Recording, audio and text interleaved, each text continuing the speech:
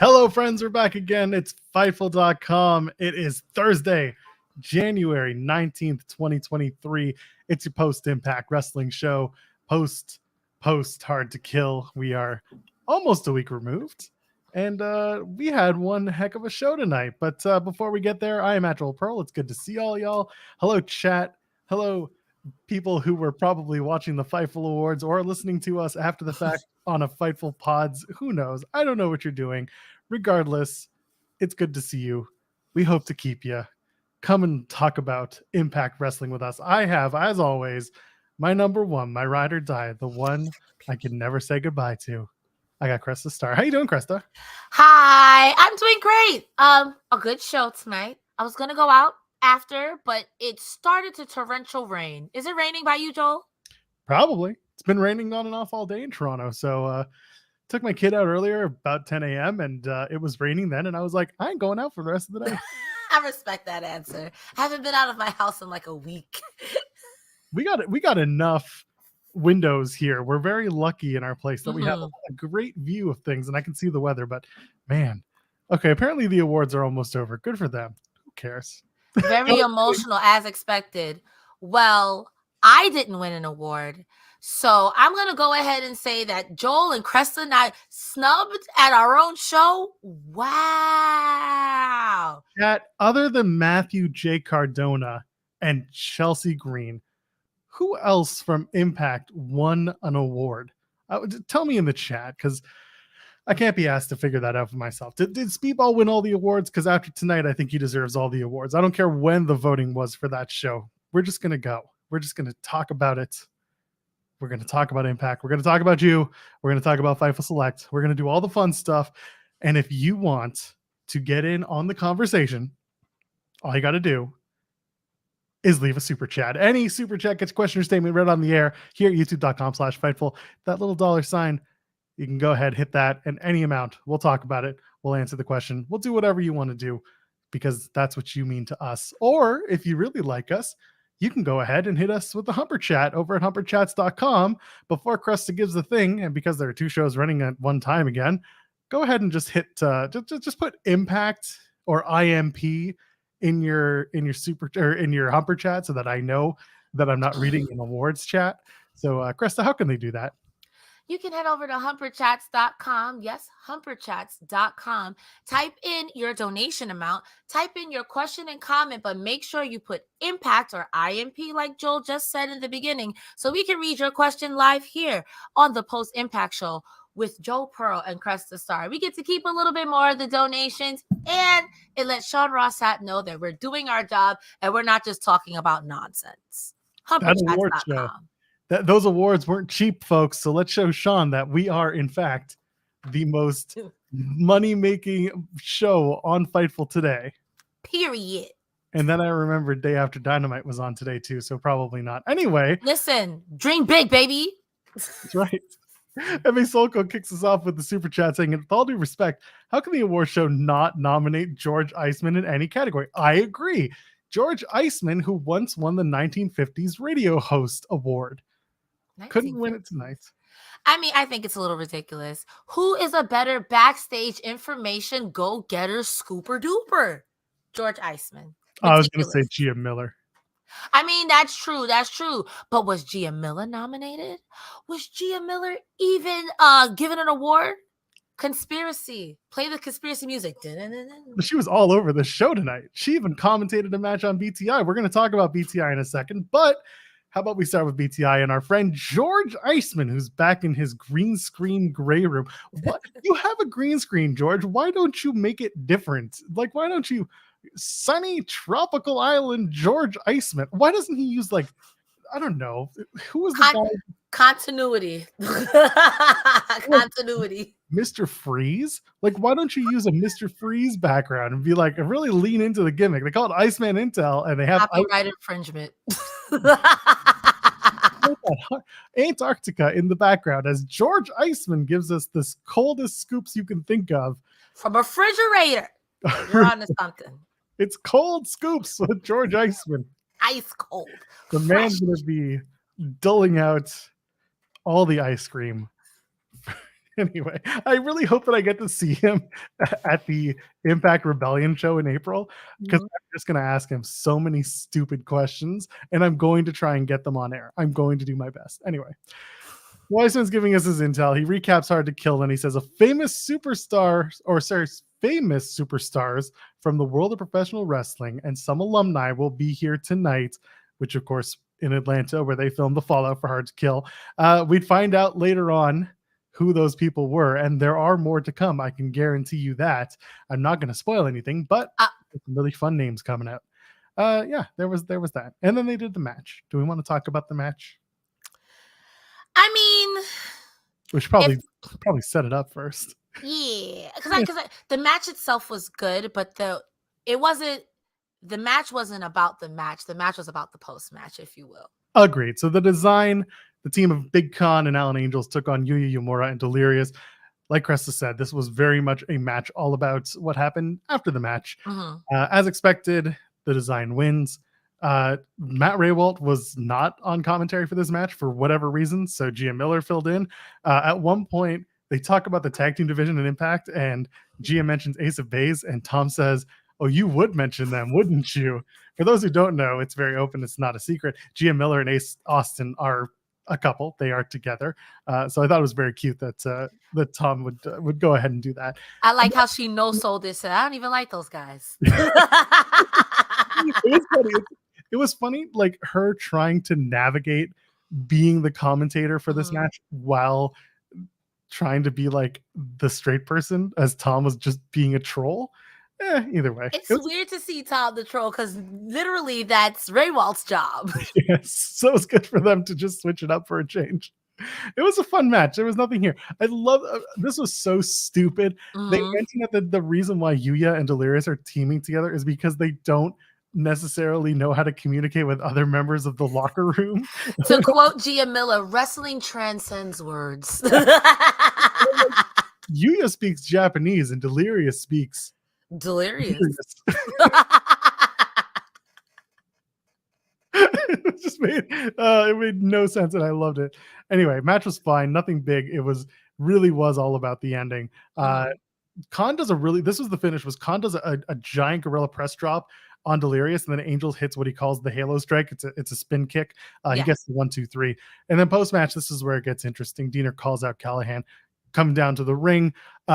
Callahan comes out, and then Deonna cuts Callahan's music, says Sammy is dead, the Death Machine is dead. Callahan come to the ring. He says each step of the process to join the design requires making the right choice. Last week he cut his hair. That was the right choice. And then tells Khan to go grab Delirious for the next step, which is following orders. They take out Delirious, does Sammy Callahan. They get Delirious up for the Cactus Driver 97. And as Sammy does his thumbs up, thumbs down, he's about to do thumbs down. And wow, I have a Dreamer, which is like Tommy Dreamer and Cody Dreamer. Deonna grabs the thumb of Sammy Callahan and stops him, and then Deonna hits the move, and then Deonna. Are you having a stroke? Are you okay? I'm having troubles tonight. I'm forgetting what to do. Wow. Okay, let's.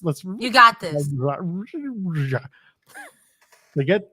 Sammy gets Delirious up for the Cactus Driver 97.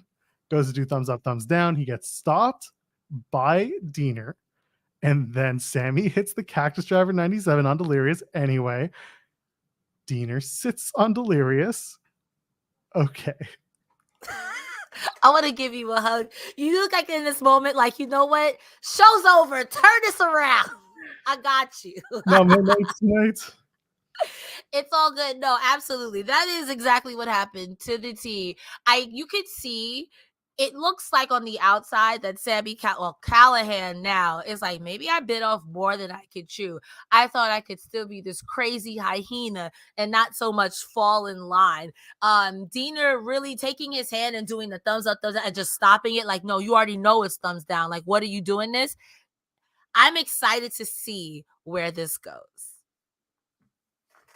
Sorry, I just saw they just announced at No Surrender it will be Masha Slamovich and Mickie James for the Knockouts World Championship. So they're not waiting. They're just getting right to it. We'll Nice. talk about that when we get into the actual Impact stuff. Mhm. They do reiterate all of this, the design and Sammy stuff later on, and we'll talk about it. Mhm. But for now, let's hit you with the super chat from Flaming. Says, "Hey Joel, sorry about the WWE question. Devon was released. Do you know why? Also, I haven't watched Impact since DDP was there. Is it worth watching? Well, yes, absolutely. Impact is worth watching. It's still fun. It's a great show. We cover it every single week, and I think more often than not, we're happy to talk about it.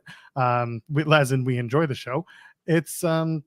It's different, definitely from AEW or WWE programming, but at the same time, you have some of the best wrestlers you may know, and some that you don't know, and probably should be getting to know. So give Impact a shot, and just like most wrestling, don't take it completely seriously. Do you want to add anything to that, Cresta, and then we'll tackle number two? I don't know much about the Devon. I don't got the scoops. I'm sorry, I'll but talk. I will say, as somebody who didn't watch Impact, like for real, would dabble here and there. I have had so much fun covering this since I started working for Fightful, and watching Impact every week. It is very different. It's it's sports entertainment with the right amount of wrestling mixed in. And I do like, in the sense that there's a lot of noise in wrestling right now with backstage drama. It's nice to just watch Impact and be sports entertained. It's just really nice to be like, wow, this is either really dumb or this is really dumb. Like, this is great. This is wrestling. So definitely give Impact a shot. You never have to worry about the in-ring performance. And when you start to worry about it, they hit you with the rope-a-dope, and then it gets good. They that was very weird. Impact posted the thing twice and then took it down. Uh, So it was very no, but it's still up. They put the one. It was just that they posted it twice. I was very confused. it was like, mind your business, but it's still there. I said mind your business. About your business. So I had to retweet the other one that they didn't take down. I was like, why is it suddenly gone? Did somebody pull the trigger before they were supposed to? No, someone just got trigger happy and pulled it twice. Anyway, Devon Dudley, as far as I know, he was not released. He and WWE just parted ways. He released a statement on his Twitter today. You can go ahead and read it all on Fightful.com. I don't know why. I'm sure Sean Ross Sapp's going to give some more information if there is any. It can honestly just be that after a while, he was done doing the job. That happens. Sometimes sometimes you're just done. Sometimes you want to move on from whatever you're working on. Want to do different things. You don't want to be like Daniel Radcliffe don't want to be Harry Potter forever. So, Yeah. MX Solko saying, quick troll, translated Delirious promo, please. You send me one, I will do my best to translate it. Can you speak Delirious? I'm sure you can, right? Me, maybe after some Jack Daniels. Let me talk to Jack Daniels first, and then I can speak Delirious. Good stuff. Let's get from Dobby to Brain Heenan. Great main event tonight. The show as a whole felt like a big spotlight on their stacked Knockouts division, how strong it is, overflowing with talent. Yes, I said this on Twitter. Tonight was very much a Knockouts heavy show, and then the last two matches were the only non-knockout segment, and the Dave LaGreca, whatever. We'll talk about that. But Cresta, this was a very Knockouts heavy show. It showed off a lot of the division and a lot of potential as to who will challenge Mickie James next. What are we doing now? Where do we go with the Knockouts? Wherever they want to go. And I say that kind of in jest, but like literally from the opening segment all the way to the even at the end of the match, I was still thinking about the Knockouts division. I have been saying this for a while, and this is no disrespect to any place anywhere else, but the Knockouts division is the best representation, in my opinion, of women's wrestling. There are stiff matches. There are joke matches. There are matches you wouldn't expect that would be so good. When we saw Hard to Kill last weekend, Friday, one of the standout things to me was Taylor Wilde versus Killer Kelly. I was not expecting them to have that type of stiff chemistry, and we were treated to that again tonight. So I think that when you have things to offset Giselle Shaw just blaming everybody else and Liz just being like, go away. When you have stiff matches like that, even with technical matches like Deonna Purrazzo, you can't help but be like, this women's division, this Knockouts division, Justice division in general, because I see a lot of intergender play. I'm here for it. 10 out of 10s across the board. Wait, that's somebody else's gimmick. Actually, you mentioned that because today Sean Spears and Cassie Lee did welcome their baby boy to the world. Oh, congratulations. Hey, Yeah, come on, baby. came in weighing 10 pounds and 10 ounces. Was that a troll? Was that a troll? That's not true. That's not what it is. That's a joke. That's a bowling ball. A big Jesus ass Christ. baby. That's a big baby. No. Anyway, let's dig into Impact, the actual show. Here we are. They open up with the RIP to Jay Briscoe, and Tom Hannafin kind of narrates a short intro eulogizing Briscoe. And Jay Briscoe, the Briscoes are former Impact Tag Team Champions, which I think a lot of people don't remember that because it was early 2021, if I'm not mistaken, and they were still doing no crowd shows. Like the Briscoes, I think they I can't remember fully, but maybe I'm crazy. They dropped those titles almost immediately. Like first time there were crowds back in Impact, I think that's when they dropped those titles. But they had, pardon the pun, they did make an impact on the tag team division. And hearing that news, I again all week you've seen just the thoughts and comments pouring in about Jay Briscoe, not only the wrestler, but as the father, as the family man. There was just an amazing outpouring of love and support to that family. So I want to send my condolences out to the Briscoes and to that family. It's awful. I would like to echo those sentiments. I had said on Twitter that I wish I would have known that they were wrestling longer than I got to experience them live. You know what I mean? It's a tragedy, and my heart aches for that family, the children, everything. He seemed like a really nice person. Never met him personally, but my condolences go out to his family. And then the next day was his brother's birthday. Ay caramba. Oof. Yeah. So one very agonizing stretch of time going on right now, but we keep that family in our thoughts, especially right now with everything that's going on in the background. So yes, there's been a not a GoFundMe, but a similar support URL that's been going around from various wrestlers. I know Sean Ross Sapp had also tweeted it out. If you have the means and you're able to financially support them, please consider it. There's a lot of uphill battles for that family going on right now. Yeah. But let's continue. There's nowhere I can segue this. Yeah, there's no nice way to segue that. Yeah. Mickie James comes out. It's her night. The last rodeo may be over, but hardcore country lives forever.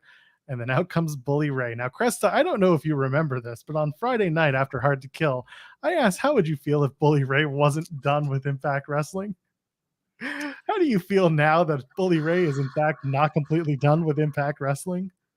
So now that I have all my friends addicted to Impact, I was definitely watching this in Discord, and we all saw Hard to Kill together, and audibly myself and two other people are like, "Oh, why are you still here? I thought we were done."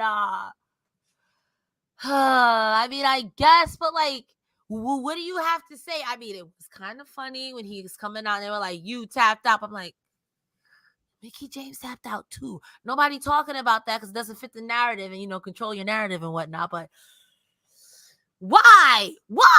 And then I'm skipping ahead just a little bit. That it looks like you're going to be feuding with Tommy Dreamer. Oh, we're going to talk about that because I'm going to talk about what Steven Jensen had to say in the same Hard to Kill post show. Oh, hey, shout out to Speedball Mike Bailey in the chat. Hey, friends, sorry I snapped. I went a little nuts in that pit fight. You know what? This is one time, Speedball. I think that it's okay.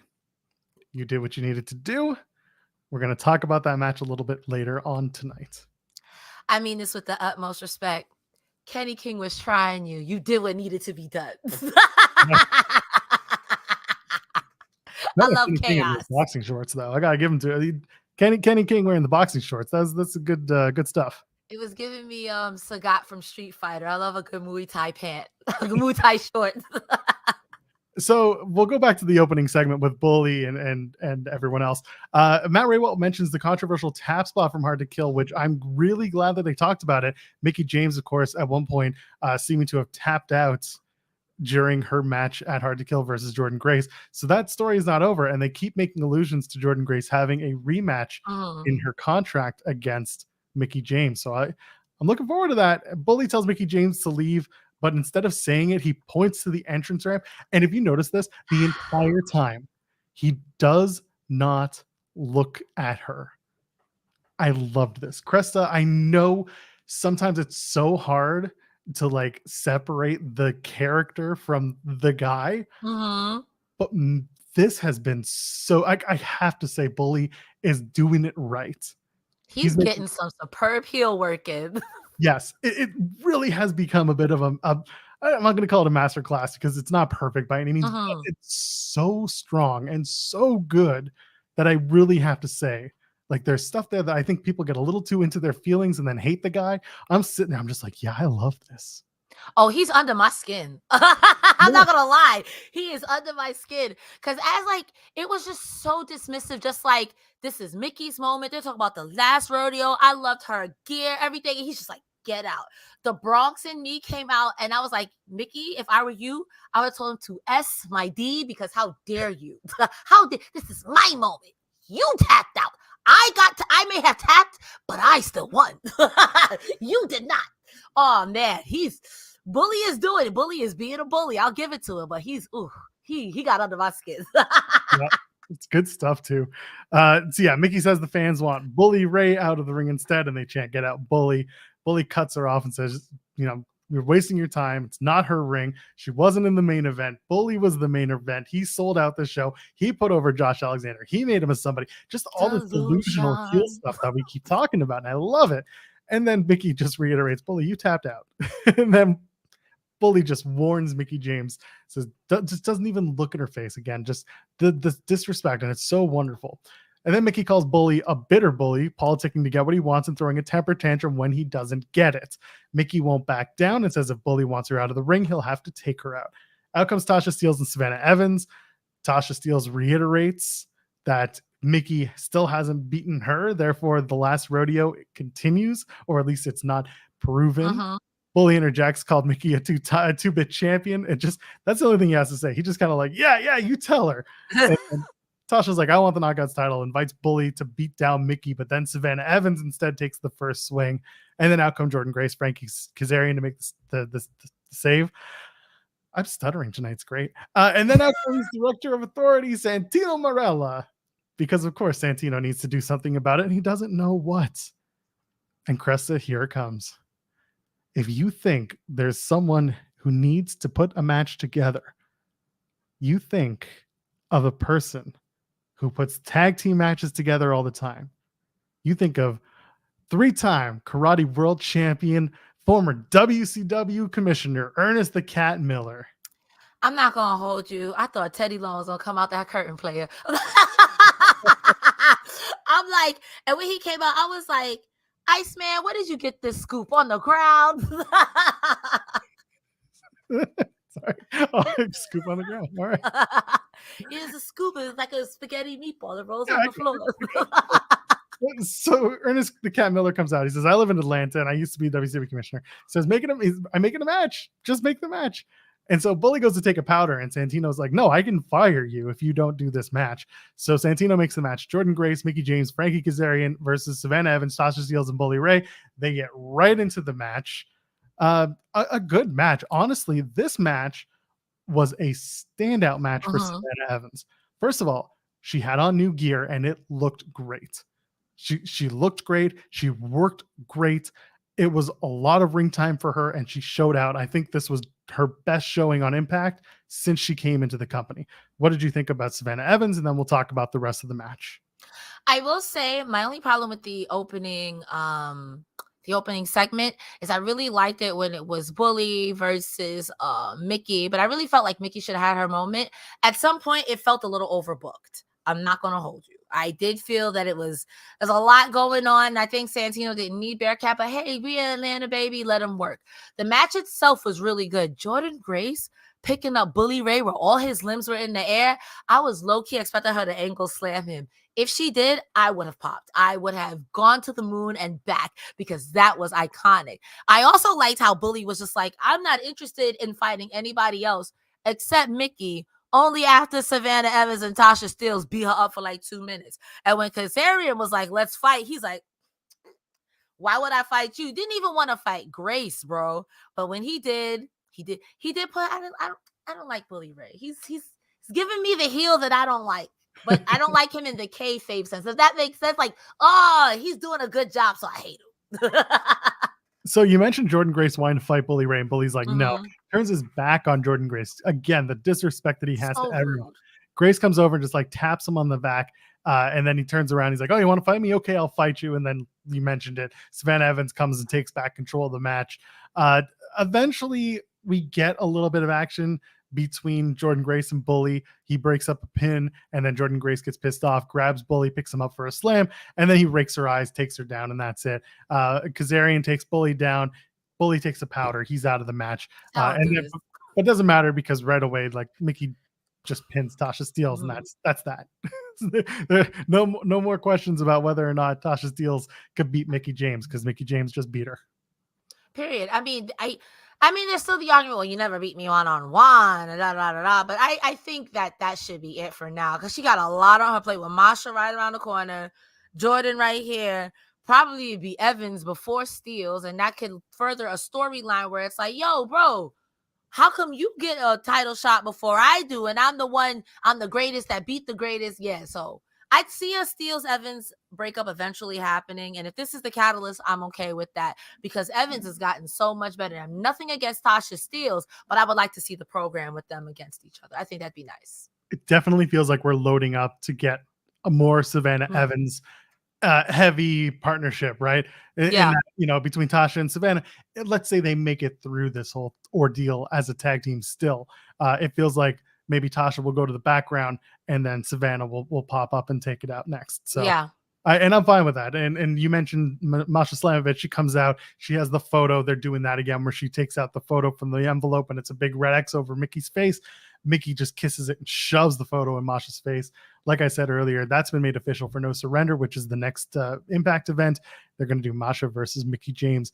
That's a big match. And do you main event that one, or do you main event Josh Alexander versus the winner of the match that Santino makes, which is the Golden 6-shooter match, which is basically a 6-pack challenge? I have no idea. I feel like that's not the main eventer because I'm going to believe in you, Joe Pearl. Like Joe Hendry, I believe in you, Joe Pearl. You had said when we did our predictions that if Masha Slamovich wins and she goes to face Mickie James, she's going to beat the brakes off of Mickie James, and that's it for her title run. And it's gone to Masha. I believe that that's going to happen. So I think maybe that goes on first so we can all be like, yo, why would you do that? Depending on what happens this weekend in Florida when they're taping, we might see it. But again, I feel like you can main event that show with Mickie and Masha with the same incredibly uncomfortable beatdown. Yeah, I could see that.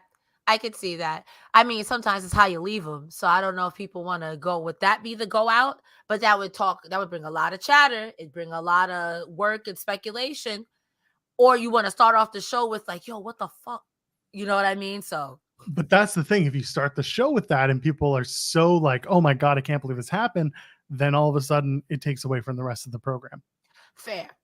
Okay, so maybe you do main event with it. I think, like you said, it might depend on how tapings go and what we see over the next couple of weeks. So we'll see. Some very, very cool stuff. I'm very excited for that. We're backstage. Santino and the Cat. I mentioned this a minute ago. Santino makes what he calls the Golden 6-shooter match, which is basically just a 6-pack challenge of former Impact World Champions to determine the number 1 contender. He says Chris Sabin, Edward Edwards, and then the 4 animals. He says Rhino, Swan, Rich Swan, Moose, and Callahan. Yeah, he's an animal. He's a beast. Anyway, it's fine with me. So I don't even have any words for that. Kat says Santino's doing a great job and says, follow your hearts, which is like that's the only thing I ever want the Cat to tell me in my entire lifetime. Follow your hearts. I honestly, that's the best advice I give to people when I feel like, listen, I don't know what to tell you, so follow your heart. Like Triple H telling me to follow my nose. And then they run into Dirty Dango, and Santino says, Dango spent time on the force. Do you have any information for me? Because of course, Macklin walks into frame. By the way, he also served, so they don't make any reference to that. Macklin says he deserves to be number 1 contender after he beat Rich Swann, and Santino asks Dango for advice, and Dango says, put me in a match with him. And so Macklin versus Dango is made, and Macklin's like, yeah, sure, I'll do it. I'll beat his ass. It was a funny segment. I enjoyed it. I didn't love it, but it was, got to where we needed to be, right? It was fine, but I am growing increasingly sympathetic for Macklin. Macklin literally just beat Rich Swann, and then it's like, okay, we're gonna put Rich Swann in this thing. So what I gotta do? I gotta lose, and then you tell me I'm at the back of the line. I mean, if we're trying to make Macklin a heel, it's hard for me to see him as a heel because I'm so sympathetic to his situation. Super, I get it. It's all former Impact champions, but okay, you already won. Let somebody else win. Like, how are you gonna get new win? I want Steve Macklin to go ape at this point because I feel for him. At least give the man a title shot. At least give the man a title shot. And like they're saying in the chat, Macklin's been right this entire time. He is okay. So there's this little underlying piece of storytelling. I don't think, I'm not going to say people aren't thinking about, but this is something that maybe people should be thinking about. Josh Alexander, the current Impact champion, is beating former TNA and Impact world champions, right? He keeps he beat Bully Ray, he beat Frankie Kazarian, like he beat Sabin, he beat all of these former champions. On the other side of it, guess who's also doing that? And he's an uncrowned champion. And that's Steve Macklin. He keeps beating former Impact world champions. This is all leading to these two going at it. And Macklin being like, I did all the same shit you did, Josh Alexander. The only difference is I don't have your title yet, but I should have it. I'm really looking forward to that. And it feels like Macklin's going to get that title, but I don't know when. And if they do it at Rebellion, that's going to be it's going to be a tough night because we're in Toronto and that's Josh Alexander's territory. Something Canadians are all nice. You'd be sorry about it. Sorry. And then they're doing, by the way, they announced they're doing the tapings in Toronto the next night on a Monday night. So I'm going to be sitting watching that, I guess. I think the only person that Josh Alexander beat that wasn't a former world champion was Speedball. Yeah, and Speedball came out, it was an open challenge. Yeah. And even then, that open challenge was Bully Ray, I'll beat you up twice. So, I mean, yeah. So I like where this is going. I kind of hope that they force the idea a little bit more down the road because it's a really interesting story when you get down to it. And it's just kind of lying there underneath everything, and they're waiting to bring it up. So we'll see where it goes, but I think it's pretty good. Yeah, there's no other wrestling on Mondays anyway, so I can go and enjoy the Impact tapings that night. True. Right? True. Sports entertainment. Anyway, Ashley D'Amboise is taking on Deonna Purrazzo. By the way, shout out to Ashley D'Amboise because she has been on AW Dark recently. She showed up on SmackDown around Christmas time. She was one of the dancers in the Nutcracker match, whatever. She was a dancer.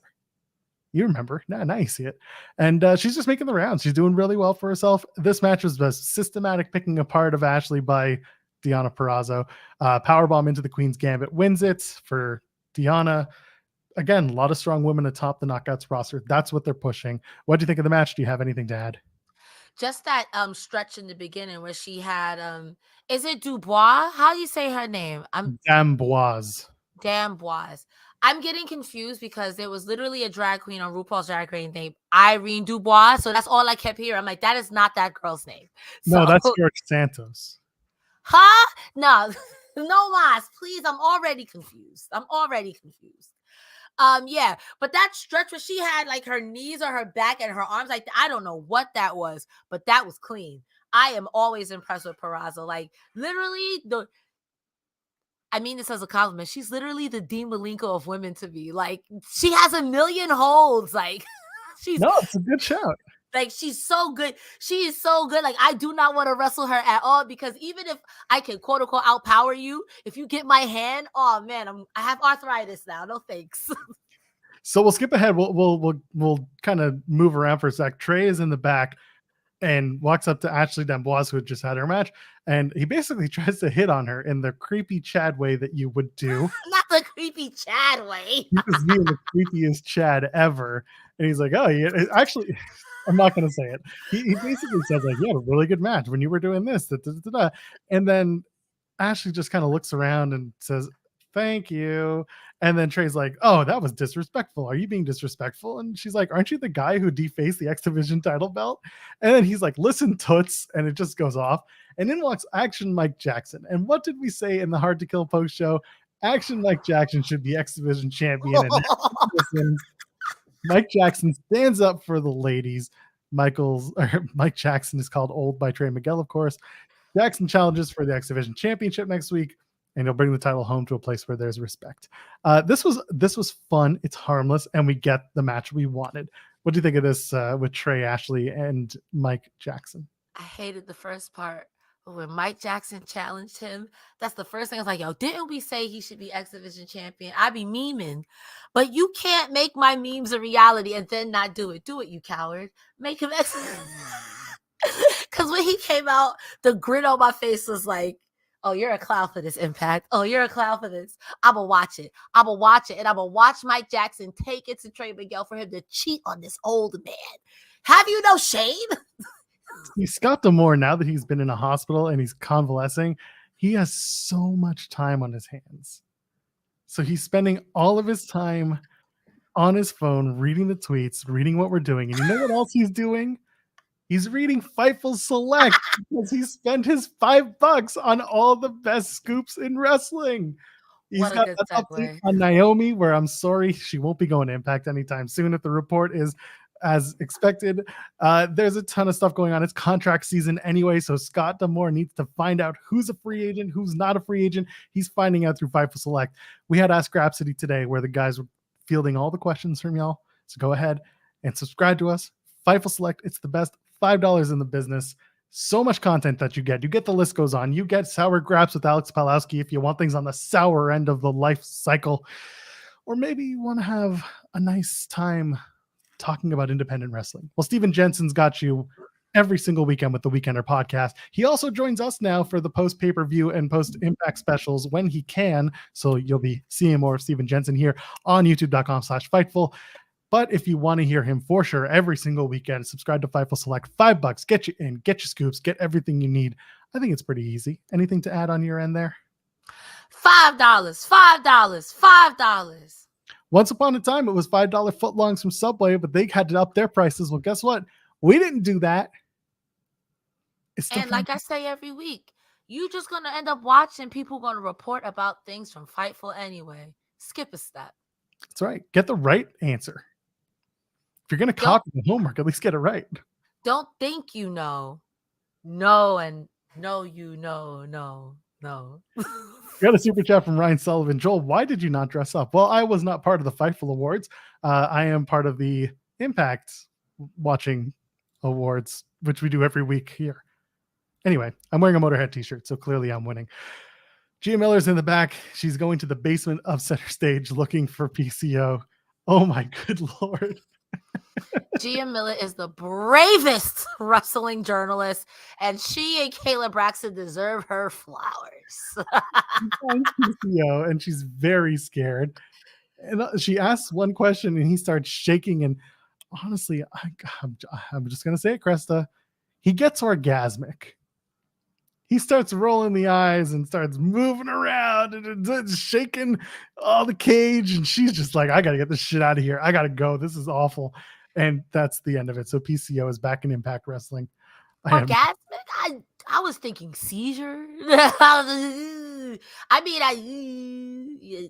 maybe it's the first time he's seen a woman since he's been in the grave. I know it's been a long time. I don't know. $5 fight long. Can you imagine you spend $5 and then Fightful says, do you want to fight someone? Only at the pay-per-views. Taylor Wilde and Killer Kelly.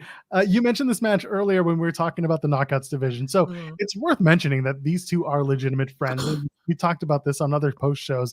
And sometimes when you get to beat up with your friends, you get to get a little more heavy-handed because there's an understanding there of what you're doing. And that's what these two did. By the way, at this point in the show, this is the third Knockouts match in a row, which I found to be just fantastic. Yes. Suplex into the guillotine from Taylor Wilde was really solid stuff. Honestly, just the match itself was really good. Wilde fights off the killer clutch, hits the Wilde ride, gets 2.9. Then they do a bunch of pin attempts, the roll throughs, and so on until Killer Kelly finally locks in the killer clutch for the submission and the win. It was a bit sloppy at the end, but they got there. Otherwise, this match was so good, and they got real heavy with each other. What do you think of this match? It is nice seeing Taylor Wilde from the first time she came into now. This wrestling style is like night and day. You couldn't tell me that's the same same wrestler. Like, she's really good. Like, what she was doing when she first got there versus now is like stiff. This match was really unbelievably stiff. Again, I was watching this in Discord with my friends, and everyone in my Discord was like, are they gonna kiss or are they gonna kill each other? I'm like, that's professional wrestling. Both. You don't know. Maybe both. Yeah, both. Well, at one point, Wilde is slapping Killer Kelly. Yeah. Anymore. And that's when I'm like, she ain't Killer Kelly. She's Kinky Kelly at that point. Yeah, and then right into that, there was the lock-in. Look at me. And then headbutted the crap out of her over and over. I'm like, yo, y'all sharing beers and a cigarette after this match? Like, yeah, there's a I lot. was entertained. And then Solko drops a Humper chat saying Killer Kelly and Taylor Wilde as a team, so good or no good. I think that would be so good because we talked about it. This Impact Knockouts division is stacked, and everyone else needs to do something for a while. And once this Giselle Shaw tag team situation gets resolved, Death Dolls are going to need another team to face. And who better than Killer Kelly and Taylor Wilde, this witchy, creepy team taking on the Death Dolls, who are this witchy, creepy team, but from another dimension. I could see that. The only caveat I could see with the team like that is sometimes Killer Kelly, you don't know how to act. And I can see them getting disqualified a lot because she don't know when to let go. They'd be like, yo, sis, what are you doing? So, I mean, I could see it. I could see them being an actually really strong challenge to the Death Dolls. And also, Impact needs to start focusing a little bit more on other tag teams and not just throwing together women. It would be nice to see more actual women's tag teams, not just two knockouts that couldn't win the tag title, couldn't win the knockouts titles, just going and teaming up together. Because there's been a lot of that. You had Deonna and Chelsea do that. You've had, the Inspiration were a team that came together. Anyway, you've had a few teams that have come together. And it's the curse of Giselle Shaw, the specter of Giselle Shaw. We'll get to her in a second. We're backstage with the design and Callahan. Apparently, this is a 7-step process. So what is this? Next week is week 3, which brings us to the 26th. So it's 3, 4, 5, 6. So the 23rd. The 24th is No Surrender. So whatever they're doing is going up to No Surrender. That's great. Anyway, step 1 was head shaving. He made the right choice. Step 2 was following orders. Clearly made the right choice. Next week is step 3. Deonna tells him to compete in the 6-shooter match, win the world title, and bring it to the design. And then Khan grabs Callahan on the way out, saying, if he loses, there will be consequences. What are the consequences, Cresta Starr? You have to wash Khan's back. He's a large man. That's why that moment just thought of the Uzi Hot promo with FTR and the Usos. I don't know if you remember this. They put their shaving cream, was supposed to be icy hot, and then they got it on their balls. That was the joke. Jesus. WWE in 2018, 2019 was a wild time. I mean, I don't know, man. I'm thinking about when Eric Young was terrorizing Deonna. There was no process. It was just terror. Eric Young gave him no one. It was just beating him up, had him locked in a dungeon. So, I mean, at least they're giving you a step-by-step process. He's a benevolent king. But there's a lot of tough people in that match. So how do you do it? If you're not supposed to do like the death machine, because Sami Callihan would definitely wait in the stands and let everyone fight and then jump in at the last minute. But, I'm interested to see how that goes because I don't think he wins that. So they've announced a whole bunch of matches for this taping coming up in. Are you looking ahead? Yeah, I am. And also Chad had mentioned that Killer Kelly and Taylor Wilde will be teaming up. I'm not going to spoil what their match is, but no, there's a lot of really good stuff there coming up. So get excited for that. Get excited for that. I'm excited. Some really good stuff. Okay. We're not going to spoil anything. I'll let if you want to get spoiled, you can keep track on your own. But let's keep going. Spoilerino cappuccino. That's right. Backstage with Santino, Josh Alexander's with him, and Santino says they call it the palindrome because it has a double meaning. And I'm like, oh shit, he's dumb. It's a 6-shooter. Anyway, Josh is just happy Santino's here and he walks off. And I'm like, smart move, Josh. Just walk away. And then in walks Giselle Shaw with Jay Vidal and says she's been stabbed in the back by every tag partner she's ever had, but she's not going to sit back and play the victim card. She said, I had a Knockouts tag title match a few weeks back. I didn't win, but that's not my fault. Says I beat the Death Dolls at Hard to Kill in a match that, by the way, apparently it did happen, but it was a digital exclusive. They didn't tell us, but it became a digital exclusive. They did do the match before Hard to Kill of the Death Dolls, the three of them taking on Giselle Shaw, and I forget who else now. I'm sorry. But the match happened. I did watch it. And she's just taking advantage of Santino being new. Says, I had a Knockouts tag title match a few weeks back. I didn't win, but that's not my fault. Since I beat the Death Dolls, all I need is a tag partner, and I should get another shot. So Santino's like, that's fine, but you need a tag partner. Lish comes in, and he's like, hey, would you like to team with Giselle Shaw? And Lish is like, nope. And another girl just walks by. He's like, nope. And then Santino says, well, unfortunately, nobody likes you, but I'll find you a partner. And then Giselle says, I'm very well liked. And Jay's like, I like her a lot. This was so stupid and so funny at the same time, Cresta. It was absolute clowning. And this was Giselle just being like, just straight face, like, I'm totally right. It's cool. Delusion. Don't worry about it. What do you think? My favorite part is when he was like, you, Alicia. She's like, nope, like, not me. I didn't even see who this other woman was. She was in the frame and then she was out of the frame. She's like, not me. I don't want it. I tried to step through it. I had no idea who it was. I think it was just a stagehand, someone who works with the company. Just nope. I mean, maybe this could be a way to bring in somebody to be Giselle's partner. Maybe bring someone back or someone new. Because, like I said earlier, Giselle is kind of like the specter of the women's tag division. She gets with these people and then breaks them up. She has great ideas, but the execution is poor. Or the people in her group have poor egos. So we'll see. We'll see. Maybe it's someone new. I'm sure whoever has read ahead in chat is like, yeah, I'm not going to spoil it for you, but it's going to be a really fun match. It's going to be next week. We'll go down what's going on next week towards the end of the show. Dirty Dango and Steve Macklin have a match. Well, first of all, Dango's music is basically Spin Me Right Round, but it's way better, and I give him that. I would like Dango and Swingman to be a tag team. I think we've talked about this before. I'm still on that. And this match had more back and forth than I would have liked, considering Steve Macklin basically beating the brakes out of everyone and Dango not being this threatening force in Impact Wrestling. I get that, Dango came from WWE. He had a tag title shot. It's just, I didn't want Dango to have as much as he did. The match was fine. They fight to the stage. Dango tries for a tornado DDT on the ramp, but Macklin suplexes him back into the ring instead, hits caught in the crosshairs, and then the KA. He gets the win.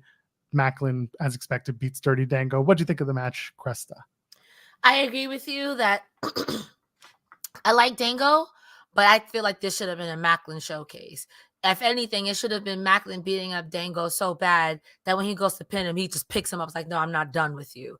I feel like at this point, like I said earlier, I feel like we need to pull the trigger on Macklin. He deserves it, and Macklin is right. He's like, how many more people I got to beat up?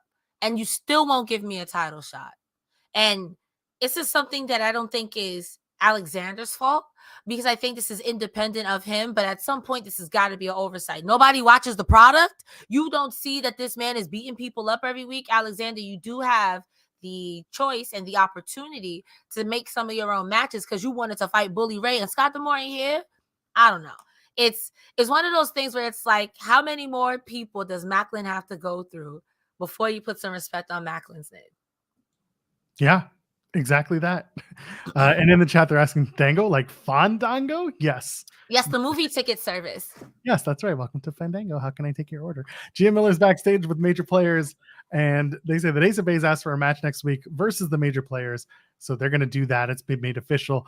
Meyer says Ace of Base got screwed, but also the major players got screwed, and they've been getting screwed for weeks now. Cardona and Myers, this is so funny. Myers is like, we are men, and Ace of Base are children in a man's world. And he trails off as Moose walks into the shot. He says, bad luck started when Joe Hendry beat Brian Myers for the digital media title. He didn't even appear. And I'm so mad. 0 out of 2. No, it's because he called him Joe Henry, not Joe. He didn't emphasize the D. So there you go. Anyway, Cardona's like, look, you just want us to take out Joe Hendry for you. But you know what? I am the king of the internet. I am the great. Him and Myers, are the greatest digital media champions of all time. So Cardona's going to go after Hendry after Ace of Base. This was a fun little segment. I'm looking forward to Cardona and Hendry and what they do with this. Anything to add on your end? Anytime Joe Hendry is on my screen, I believe. And I do feel like there is some comedic gold between Hendry and Cardona, and whatever big jabroni hours they're about to do. I can't wait. I cannot wait. I forgot where I said this, but I said this last week. I don't know if Joe Hendry could somehow get away to get Moose, to manage Moose, and back to Roos and have Moose and Bull and Moose and Bull. I want that to happen. If this is the segue, let it rip. Let it rip, Impact. Let's go. Tell you what, I don't want to see them let rip. I want to see Bully Ray versus Tommy Dreamer in 2023. ECW. Dave LaGreca is interviewing Tommy Dreamer. So for those who don't know, Dave LaGreca hosts the Busted Open show, Busted Open Radio on Sirius XM, and Tommy Dreamer's a part of it, and Bully Ray's a part of it, and Mickie James does some work for them too. It's like the Impact 4 hours now. But and by the way, Fightful's own Denise Salcedo is going to be filling in on Saturday on that show. So anyway, Hollywood Denise Salcedo, she's so poppin'. Go check her out. That's Saturday. She'll be on with the real star, Mark Henry. You know, it's time for the main event. That guy. The world's strongest main event. Anyway, they do this whole segment where they're basically talking about Busted Open, but making it an Impact. This was the trade-off, basically, because after the segment, Matt Raywalt and Tom Hannafin are just like, by the way, thank you to Busted Open, who've been covering Impact going into Hard to Kill. And I'm like, so they basically made a deal with you that was, we're going to talk about your show a lot going into Hard to Kill. We'll even use it to forward stories, but in exchange, we need to talk about our stupid show incessantly for an obscene amount of time and take up airspace just to get to Bully Ray versus Tommy Dreamer. I hated this shit. I hated this segment. This segment was just awful. It did not need to exist. Busted Open Radio is actually entertaining. I will give them that. They are fun. They're good. This segment was not good. I will say that this whole show, top to bottom, was more about furthering storylines. So I can understand where you're coming from. I feel like Hard to Kill was a nice bow on a lot of things. It ended a lot of things. And today was, if there was anything that was left unsaid, undone, this is where we're ending and this is where things are going. I didn't mind this so much because I don't listen to Busted Open Radio, but I had heard about who Dave LaGreca is, and it was nice seeing who he is in the flesh. However, nobody wants a Bully Ray versus Tommy Dreamer match in 2023. Why? To quote Kenny King, why? I get it. Pour one up for the boys, I guess. But it's like, in this case, and I cannot believe I'm about to cap for Bully Ray on this show in 8K. Ladies and gentlemen, we got her. But I think Bully Ray could be used elsewhere. That first segment, like I said, he got under my skin, but it did what it needed to do. I don't. Come on, more wrestling podcasts, I love that, but yeah, you're right. Bully is useful. He's not useful in a match with Tommy Dreamer in 2023. I'm sorry. I respect Tommy. I think he works hard in this business. But having a match against Bully Ray, this ain't it. I think there's a better use of Tommy Dreamer's talents as well. So even in the thing leading up to Josh Alexander versus Bully Ray, having Tommy Dreamer, even though we gave him shit, is a good buffer. in between, will he, won't he? And I think having these two guys go against each other again, I feel is counterintuitive to what they have to offer, if that makes more sense. I don't want to sound like I'm just dunking on the guy, but I think them two having a match is not maximizing their minutes. Make it a tag match. Grab two guys who are newer in Impact, who are younger, are more agile, and who can lead them to a serviceable match.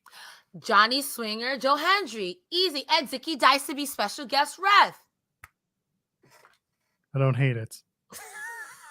You got to go the most chaotic answer. When you begin to dislike something, just turn up the chaos and you're going to have a good match.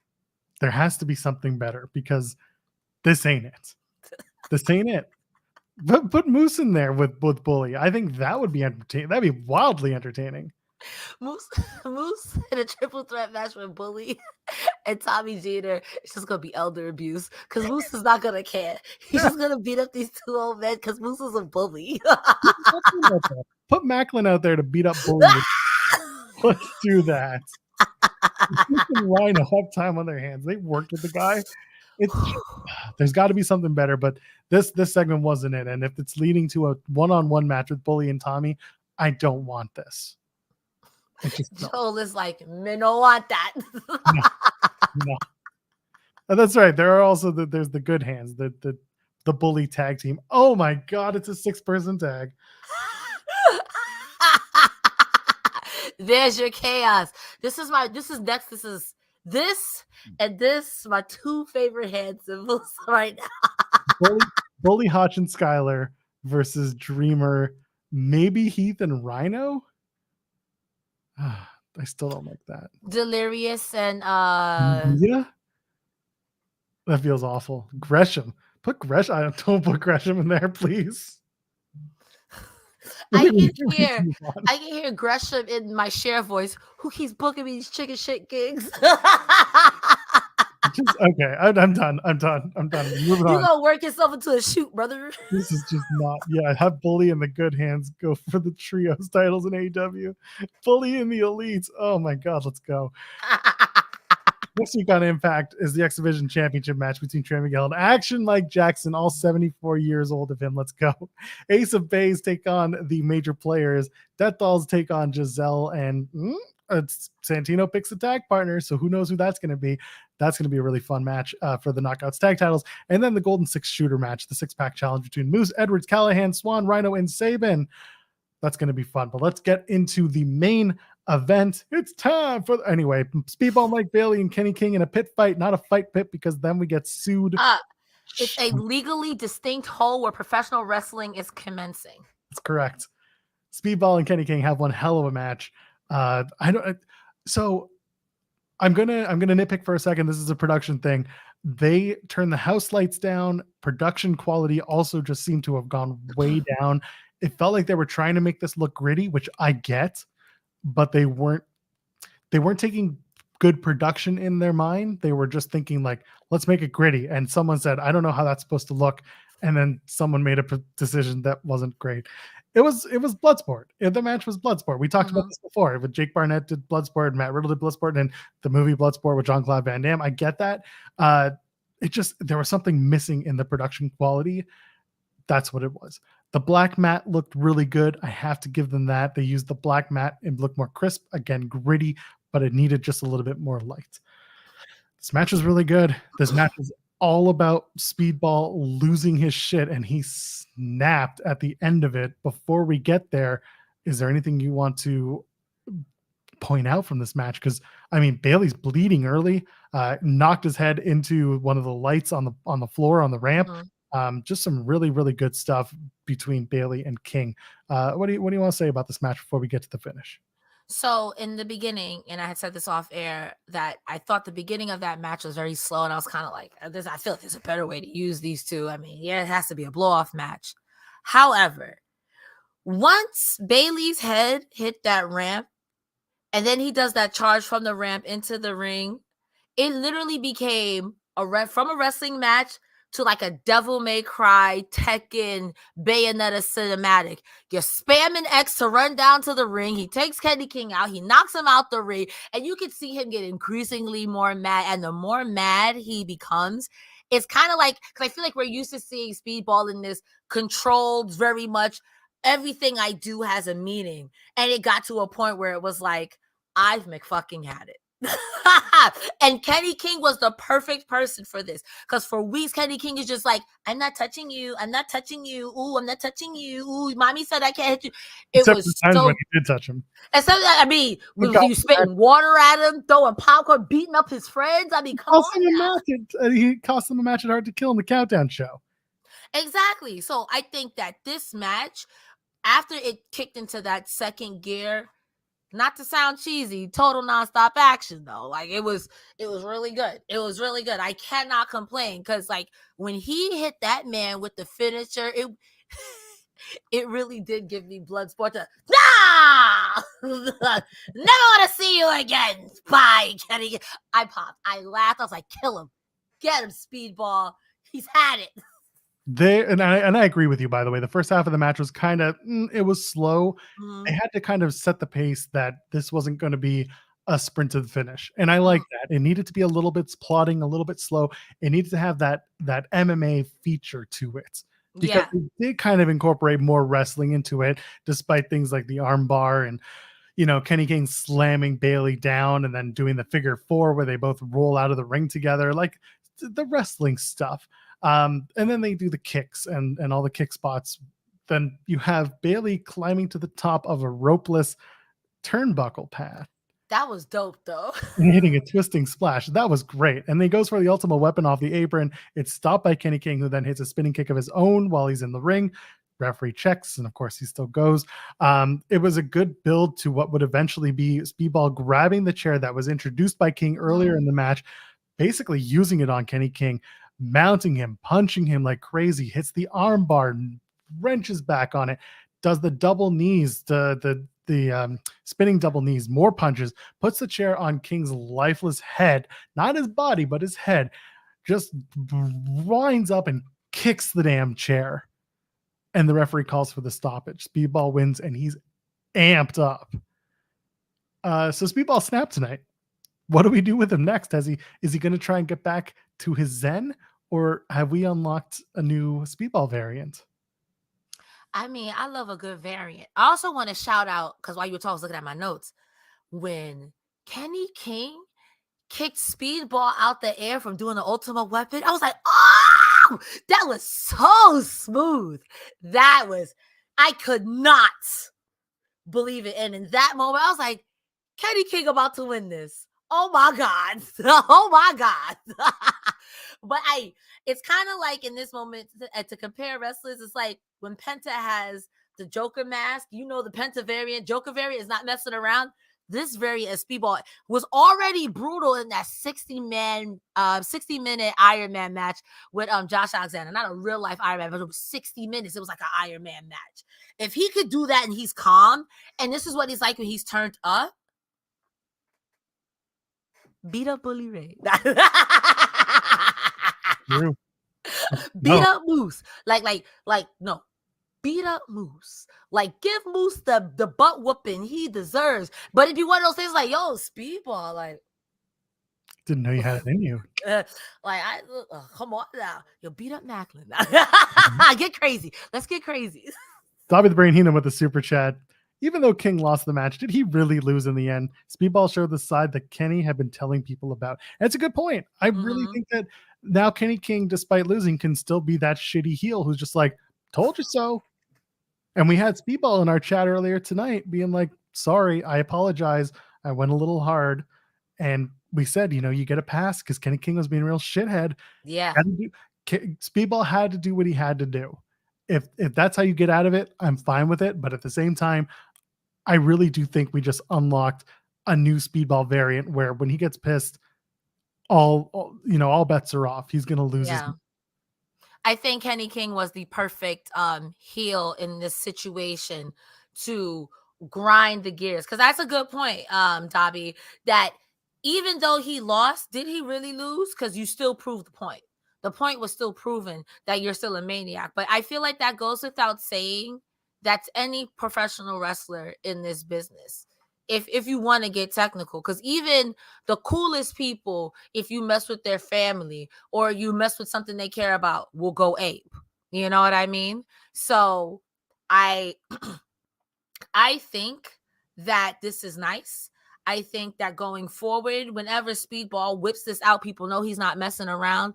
But I'm a little flabbergasted in a good way that you didn't have to pull it out for Josh Alexander for that match to be superb, but you let Kenny King have it. Does it slip out on someone that doesn't need to prove Kenny King's point further? Maybe. Or is this just something for special occasions? Because I liked it. I was sports entertained. This is his super lagger for those who get it. You take off that mask on Jushin Thunder Liger, and he's this. It's Krillin. It calls himself Super Krillin. Whatever the fuck it does. I was gonna make a Dragon Ball Z reference. I was gonna say, this is like Super Saiyan God. No, this is worse. This is like you pull off you pull the dragon's beard too much, and he comes at you with fire. Yeah, you tempted him too hard. Yeah, I believe it because, like, again, look at what he did to Alexander when he wasn't pissed. Even though he came up short, did he? You know, so I think there might be a little bit more story there. If it ends this way, I'm okay with it. But that is a good point. Like, did Kenny King really lose, or did he prove his point? It's a very good point indeed. Well, that was Impact Wrestling for Thursday, January 19th. All in all, it was a good show. Really just started resetting after Hard to Kill. We have one more week in Atlanta next week, and then we're going to shift over to Florida. Some friends are going to be at that show. I hope they enjoy their time there. Until then, Cresta, where can the people find you on the internet? You can find me every Thursday here with Joel Pearl, where we interview. You can find me every Thursday here on. What did you do to me? You gave me a stroke. I pressed the wrong button. I meant to press this one. We're going to get it there. Take 3. You can find me here every Thursday on YouTube on Fightful with Joel Pearl, where we talk about everything that happens on Impact. Tomorrow, I will be doing a special edition of Gaming Gone Weird. Normally, I'm there on Thursdays on Know Your News, but tune in tomorrow at 4 p.m. over on Know Your News. Mondays and Wednesdays, you can find me on twitch.tv/Cresta Starr. You can find me on Twitter at Cresta D Star. TikTok, Instagram is Cresta Starr. Anywhere you can type Cresta Stars with 2 R's. And I leave you with a pirate pun. Joel, what is a pirate's favorite letter in the alphabet?